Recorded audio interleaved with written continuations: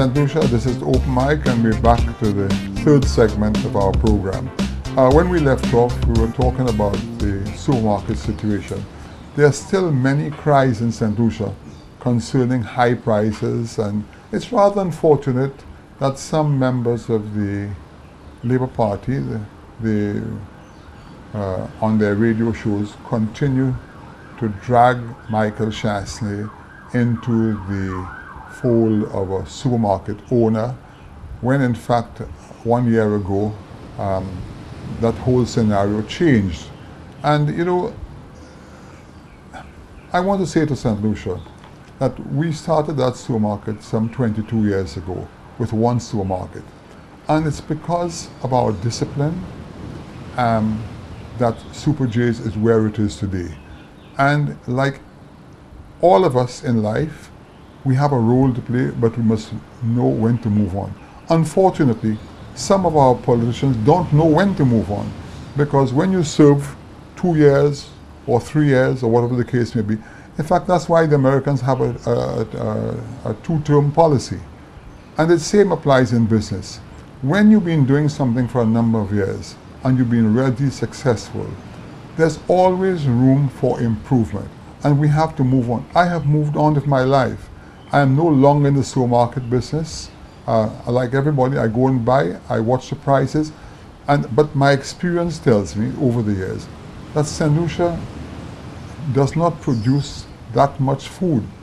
We have to bring in the food from abroad, and when you are ordering stuff from away, you are at the mercy of another country. And until such time that we become more proficient in the agricultural field, you know, we really have to accept what is handed out to us in life.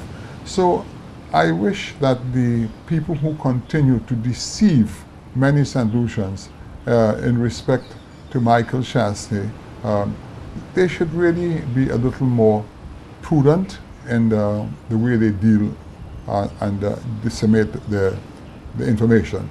A while ago, Lionel, we were talking about the Boundaries Commission. I have a feeling that this matter is going to go extremely far, because many St. Lucians met me recently, up to yesterday, and told me that they were shocked to learn that the Prime Minister was in fact aware of this document from the Commonwealth in 1998, advising him how it should be done.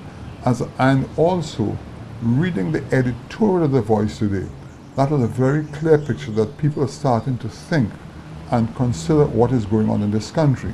You know, the Prime Minister has to understand that he cannot keep telling St. Lucians one thing and doing another. Dr. Anthony is an extremely intelligent individual, and the fact that a commission was appointed to look at the situation, the boundaries, people are now saying it was not an independent commission. Can you just highlight a bit more on that for me? Yes, Mr. Shasley, the Prime Minister must remember that he got into office, and immediately after he got into office, he was noted as to be someone with double standards. Okay. You know, it was sung about in the Calypso field, where I was affiliated as chairman of the Carnival Committee. And it seemed, and he himself remarked about it in many cases, where it's not him, it's Tony, it's not Kenny, it's Tony. Right, right. And therefore, with regards to him requesting a Commonwealth report, he should look at the report and, number one, open it up for public consumption, review. Let the people see what is it is recommended. Even the present report from the Commission, which is supposed to be an independent position, independent commission, that should be reviewed openly. So that people hear, because you see, what the politics have changed from what it used to be long ago. The people say, we put you there, we want to help you make the decision, the right decision, because we will feel the brunt of pain when you make the wrong decision. Right. And that's what politicians must remember. They're not going up there with the same arrogance. The arrogance that the St. Lucians took a decision against the Labour Party for and threw them out of office. They've come back with that same arrogance again. They must realize that whatever they do, they have to meet the requirements of the people, not their only supporters and hacks, because there are people that do not fall in line with their thinking, but they must have a balanced view. And this is what we're asking for. The Prime Minister doesn't only represent St. Lucia Labour Party supporters. He represents everybody. Yeah. So he must take heed that people are going to be critical of his actions if he wants to be critical of other people's actions. Yeah. So this must be a case in point at this time when the boundaries are important thing that will change people's lives, change people's perceptions, affect people. There was so much confusion in the last election about where people are voting, where people are not supposed to vote, and had there and the things are not right. There must be a clear, transparent nature with regards to that boundary change. And when you set up a committee that is not balanced, it has its biases because, number one, you have this chairman who is on your side. That's three out of 2, 3 out of 5. Yeah. You're right? And the Commonwealth report is asking for a non-political commission. Yeah. But there must be people in St. Lucia that can be invited to be on that committee. But word on the ground is that that report was actually prepared several months ago. For him. Huh? For him. Yeah.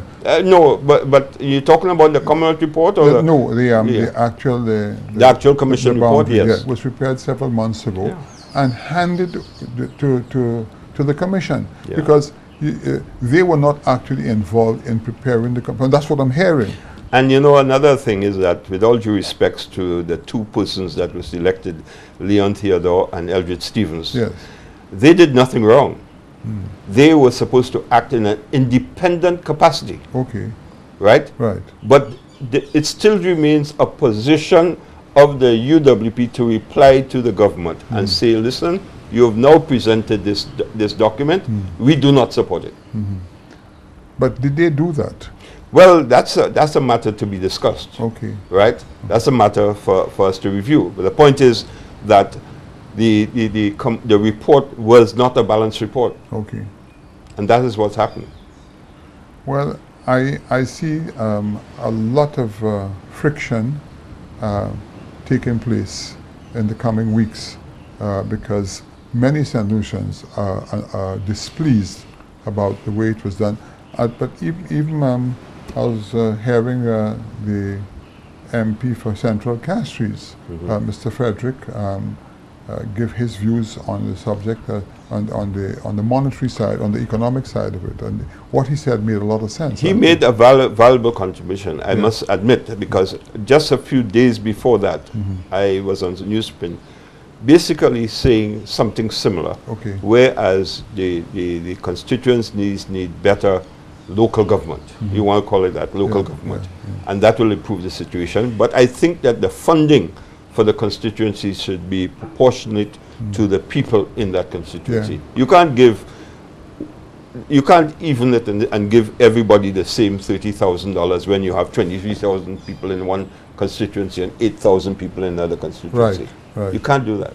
So that is where the Prime Minister now has to put his thinking cap on and deal with that accordingly. Yeah, and a point you made earlier on, I mean, 170,000 people for an island. That's a village in another country. That's a street in Miami. Yeah. So they probably will laugh at us when we hear this thing about 23,000 people. That is total madness. But it's a flaw. This is my personal view. I think it's a flaw in the Constitution. But that doesn't mean that we mustn't be guided by the Constitution. Right. We have to have constitutional change at some point in time. Sure. But that's something serious to look at. Yeah. Now, you had some concerns about, was it the Grindberg affair you mentioned to me? Yes. Now, this hasn't been an ongoing thing. It comes alive, it dies, and it comes up. What is really going on? Well, we're talking about money here. We might even relate that to the boundaries division, because there's a lot of money being spelled out by the Prime Minister. Yes. And I think it's about time, after so many months and months of this Grindberg affair, is to come out to the people and tell us what happened with that Grindberg situation, where it is, and what eventually we have to look out for. Yeah. Because we're talking about having a debt towards boundaries. We have a debt towards bridges. We have a debt to other bridges that will come. I think they bragged out they built so many bridges, and what else will be done, and so much development that will take place. But what if the case of Grindberg doesn't go in our favor? Yeah. What is the likelihood? What will happen? We got to think positive, but don't ignore the negatives. Yeah. Right? Agreed. What happens if the case goes against St. Lucia? So the Prime Minister, and from my humble position, I want to ask him to come in the House and tell St. Lucians what the story is about the Grindberg position from start to finish. We don't want to hear it, and everybody says you can read the papers and read about it, but there's still some loopholes, almost like the surplus in the gas, that we need to know from the Prime Minister. He has the answers. Yes. And he should come out and tell the people, because we put him there. Right. Whether we vote for him or not, we put him there. Correct. Yeah. So he has to come out and tell the people about the Grindberg situation. And that will mean transparency. That's the transparency they talk about. That is what we want in St. Lucia. A different kind of politics. Not what is happening now. I want to also say, Mr. Shastri, because I think we forgot it, that when we talk about the hardship on people, we talk about the VAT. The government has also put on 7% on tires. 11%. Is it 11 or 7? 11%. I heard 11, I heard 7. Yeah. But I'm making it easy for him. 7%. What has he done to the people? Right? He's given us a break on gas And takes it and back. take it back Yeah. in tires. What is the strategy of the government? yeah. Is it a give and take situation? I was appalled when I heard that, you know? You know? And so soon. And so soon. Almost We must simultaneously. understand this. And nothing that the people are asking him to do, he has done. With the exception of pressure from the opposition. You see, I'll tell you something. What has happened there with the taxing situation in St. Lucia is that I told the Prime Minister so 3 years ago, because some of us are in a good situation where we can judge what is happening immediately. Within 2 years or yet less after the VAT was implemented, most of the small entrepreneurs collapsed. Now, what we have done is that you have taken the VAT money and you have used quite a bit of it for the Nice and Proud programs. I don't know how many, but I understand some 2,000 jobs were created, and you're paying $5,000–6,000 a month. But these jobs are not sustainable. They are not. So what you have done, you have now hurt and discouraged the small entrepreneur who had the will to succeed and knew how to succeed. You have put him out of business and put in a new breed of person who has no experience at all. And when somebody receives handouts in life, because it has to be a handout, they are not learning the hard facts of life. And it's only a question of time, just like our inland revenue, the revenue from the Inland Revenue Department, which was once 150 million, I understand will be down to 45 million this year. Now, why is it? Because of the lack of economic activity. Now, one can say, okay, they collected $300 million or whatever it is in VAT, but that too will disappear, because more and more, I see it every day as a business person, the people who we deal with cannot pay the VAT. And the first question they ask when they come to rent a property or buy something, is it VAT included? So we now have to try to put together a package, VAT included, because they don't want to hear the thing VAT, because VAT is a bad word to them. Yes, and it's really, really affected them. But the Prime Minister himself. Yeah. You know, this has been a very important subject, but we have to end the third segment of our program and we'll be right back.